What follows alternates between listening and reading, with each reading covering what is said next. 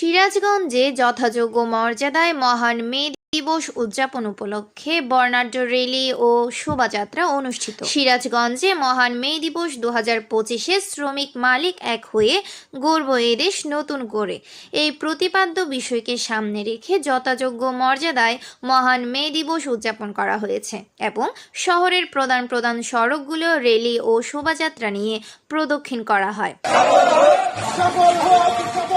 অনুষ্ঠানে প্রধান অতিথি হিসেবে উপস্থিত থেকে রং বেরঙে বেলুন উড়িয়ে এই অনুষ্ঠান উদ্বোধন করেন মোহাম্মদ নজরুল ইসলাম, জেলা প্রশাসক, সিরাজগঞ্জ।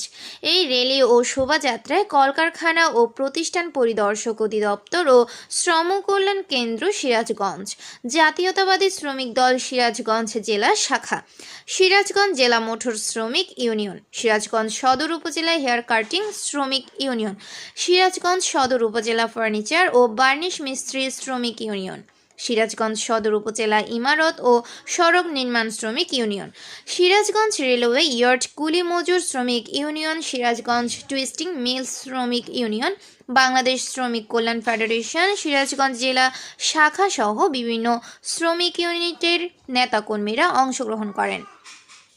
এই সময় উপস্থিত ব্যক্তিরা বলেন, শ্রমিকরা আমাদের ভাই, তাদের শরীরের ঘাম শুকানোর আগেই পারিশ্রমিক বুঝে দেওয়া উচিত, তাদের প্রাপ্য সম্মান তাদেরকে দিতে হবে।